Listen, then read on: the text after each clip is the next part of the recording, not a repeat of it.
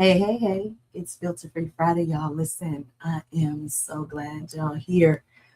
I had one of the most rewarding opportunities just this week to experience the idea that sometimes we just really don't know what people be going through.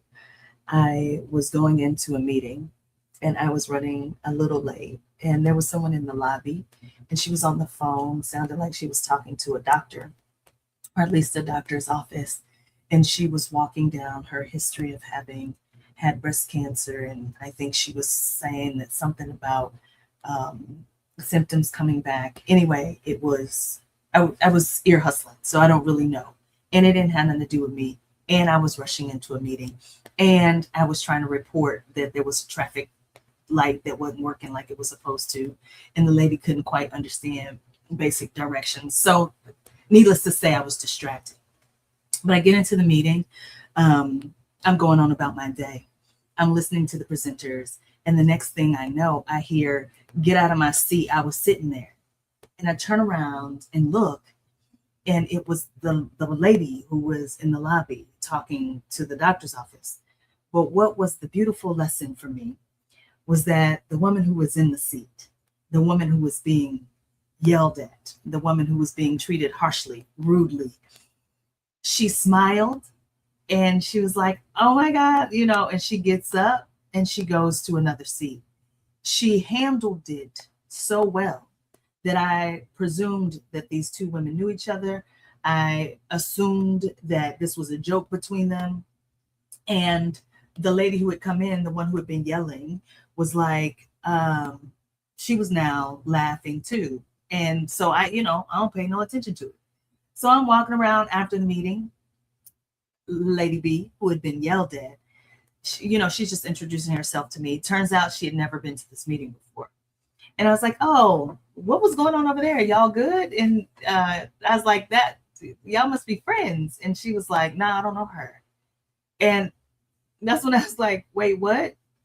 And then there was a person that I could see in my periphery, and he was like, shaking his head, had his face all torn up, because he, like me, is like, "I know she didn't just talk to you crazy, right?"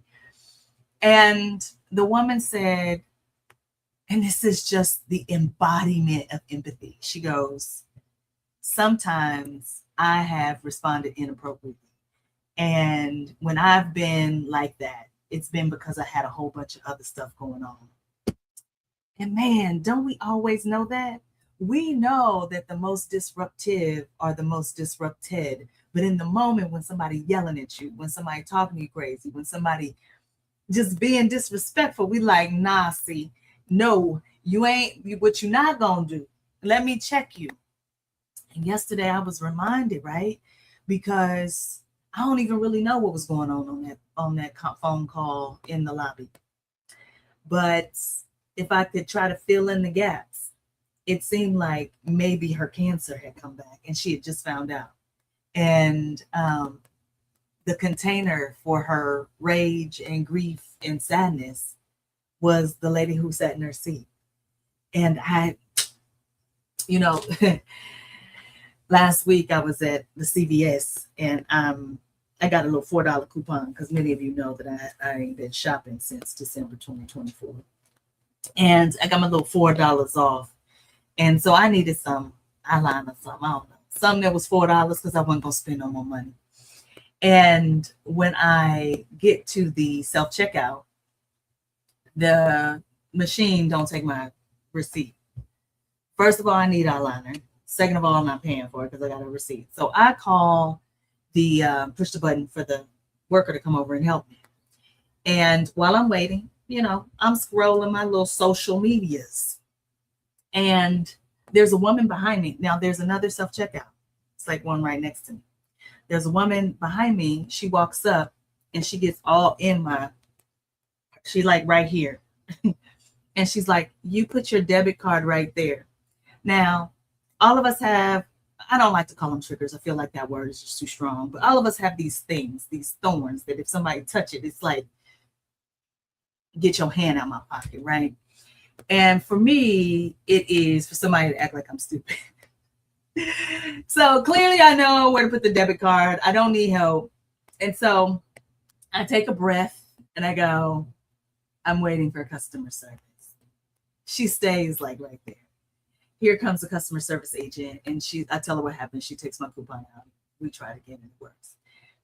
But she tells the other lady, you can use the other one, it works. And she's like, no, it doesn't work. Somebody else goes around her and uses it and it works.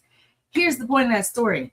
I don't know what's wrong with this woman who all up in my, I don't know what's wrong with her. I don't know why she right here. Like, why is she right here? I don't know.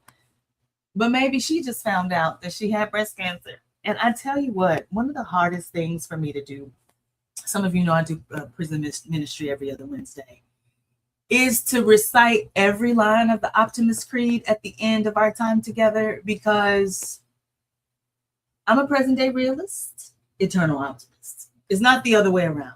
Present day realist first. And present day realist sometimes shows up with the MFer part of the Holy Educated MFer. And all I want to leave with you today, sugar, is something you already know. I ain't telling you nothing you don't already know. I'm often not telling folks anything they don't already know.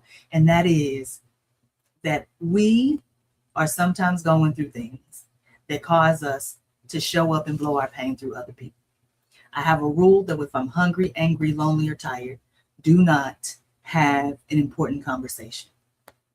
And just like we are going through stuff, and sometimes we blow our pain through others, we have to remember that other people are sometimes going through things, massive things, and we bump into it, and it ain't got nothing to do with us, and we can't take it personally. And I tell you what, the thing that helps me is remembering that empathy cannot sit on a bed of hypocrisy. It's Filter Free Friday, y'all. We got incredible work to do.